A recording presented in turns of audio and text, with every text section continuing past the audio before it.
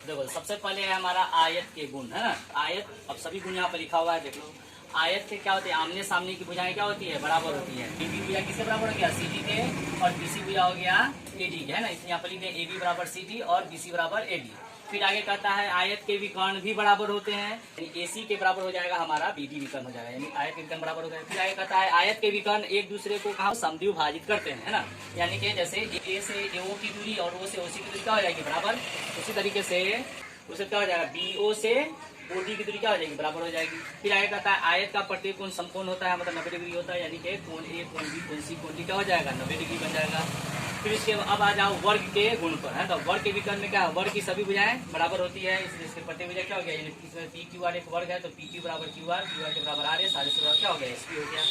फिर आया कहता है वर्ग के सभी विकर्ण भी क्या होते हैं, बराबर होते हैं, इसलिए पी आर दो ही विकर्ण होते हैं, पी से पी आर बराबर हो जाए किससे, क्यू एस के। फिर आगे कहता है इसके जो विकर्ण होते हैं समद्विभाजित भी करते हैं, और समद्विभाजित के साथ साथ समकोण पर भी समद्विभाजित करते हैं, है ना।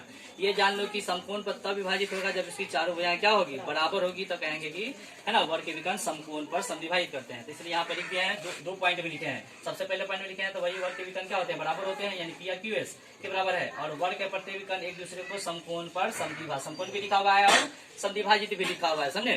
तो यहाँ पे क्या हो गया, पीओ के बराबर ओ आर हो जाएगा, है ना। उसके बाद वही चीज ओ क्यू के बराबर ओ एस हो जाएगा। फिर सभी कोण क्या है, समकोण है, इसलिए जाएगा 90 डिग्री के बराबर हो जाएगा।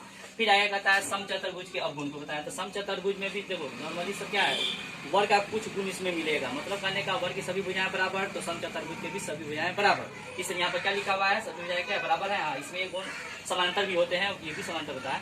तो इसमें क्या हो गया, ए बी के बराबर बी सी, बी सी के बराबर सी डी, सी डी के बराबर डी ए। उसके बाद फिर कहता है समचतुर्भुज के विकर्ण बराबर नहीं होते हैं, वर्ग के विकर्ण बराबर होते हैं, समचतुर्भुज के विकर्ण बराबर नहीं होते हैं। ये देखने ही में लग रहा है क्या, थोड़ा सा अंदर से दसा हुआ है, एक मुंह आगे पीछे निकला हुआ है, एक अंदर की ओर, है ना। तो क्या हो गया, तो यानी कि इसके विकर्ण क्या हो जाएंगे, बराबर नहीं होंगे, एसी के बराबर बीडी नहीं होगा, इसलिए देखो बराबर को क्या कर दिया, कट कर दिए, मतलब बराबर नहीं है।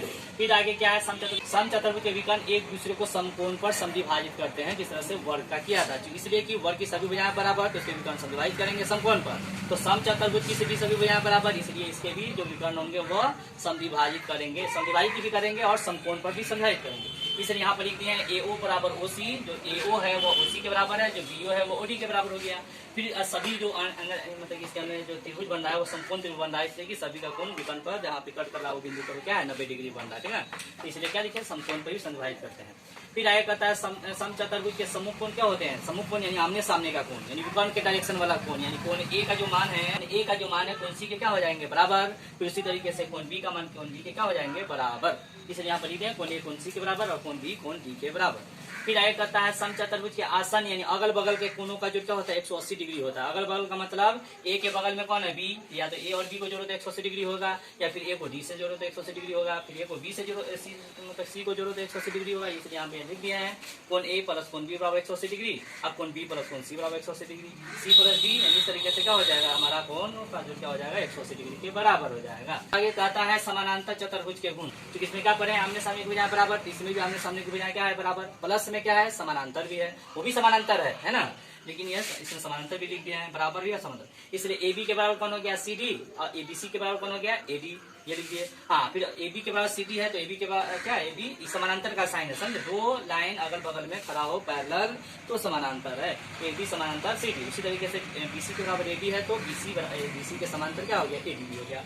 फिर आगे कहता है समानांतर चतुर्भुज के जो विकर्ण है वो बराबर नहीं होते, जिस तरह समचतुर्भुज में नहीं हुआ तो ये भी वही भाग है, ये भी क्या है, एक लंबा है एक छोटा है, इसलिए समानांतर चतुर्भुज के विकर्ण बराबर नहीं होते हैं, इसलिए इसी के बराबर विधि नहीं है। फिर कहता है समचतुर्भुज के विकर्ण एक दूसरे को क्या करते हैं, सिर्फ समद्विभाजित करते हैं। यहाँ पर समकोण नहीं लिखा, क्यों नहीं लिखा, इसकी सभी भुजाएं बराबर नहीं है, जिसकी सभी भुजाएं बराबर उसमें एक नया वर्ग उसमें जुड़ जाएगा, वह समकोण त्रिभुज क्या करते हैं, समद्विभाजित करते हैं। तो यहाँ पर क्या हो गया, समकोण त्रिभुज समद्विभाजित नहीं करेगा, सिर्फ बराबर करेगा, समझ लीजिए। एओ के बराबर कौन हो गया, एओ के बराबर ओसी, और बीओ के बराबर ओडी, ठीक है, ये यहाँ पर लिखिए। फिर कहता है वही, अब इसका जो गुण है ना, इसका कुछ दो गुण इसमें मिलेगा, क्यों, इसमें जो पढ़े हैं ना समचतुर्भुज के सम्मुख कोणों क्या होते हैं, बराबर होते हैं, तो इसमें कोई लिखे समानांतर चतुर्भुज के सम्मुख कोण बराबर होते हैं, मतलब कहने का कोण ए जो है कोण सी के बराबर हो जाएगा और कोण बी जो है कोण डी के बराबर हो जाएगा। फिर इसी में जस्ट आगे पढ़े थे कि इसके अगल बगल आसन कोण का मतलब अगल बगल कोणों का जोड़ 180 डिग्री होता है, तो इसमें भी समानांतर चतुर्भुज में भी अगल बगल के कोणों का जोड़ 180 डिग्री के बराबर हो जाएगा। फिर आगे लिखे हुए हैं यहाँ पर यहाँ वही सब लिख दिया है ना। अब आ जाओ पतंग, काइट के बारे में, है ना। काइट में क्या होता है, काइट के पहले सर्कल इस तरह का होता है ना। काइट तो बनाते हैं, देखते ही होगा। इसमें क्या है, इसका जो गुण है, पतंग का जो अगल बगल का जो भुजा है, अगल बगल यानी आसन्न भुजाएं क्या होती है, बराबर होती है, और नीचे वाला बराबर होगा। फिर यहाँ पर लिखिए BC के बराबर कौन हो गया, CD, और AB के बराबर हो गया AD, वो यहाँ पर लिखा हुआ है। फिर क्या लिखा हुआ है, पतंग के विकर्ण बराबर नहीं होते हैं। तो देखने में पता चला ये वाला लंबाई क्या है, बड़ा है, और ये वाला लंबाई छोटा है, इसलिए है ना, इसके विकर्ण बराबर नहीं होते हैं। फिर आगे लिखा हुआ है कि पतंग के जो विकर्ण है एक दूसरे को समकोण पर समविभाजित करते हैं, यानी कि यहाँ पर जो बन रहा है कोण, ये सब ट्रायंगल यहाँ पर 90 डिग्री बन रहा है। तो समझे, यानी कितना समकोण त्रिभुज, चार त्रिभुज है, सभी यहाँ पर लिखे हैं। फिर तो विकर्ण क्या करते हैं, समविभाजित करते हैं, मतलब AO के बराबर हो गया AO बराबर OC और BO बराबर OD, यहाँ पर 2 पॉइंट में लिखे हैं। फिर कहता है कोण AOB,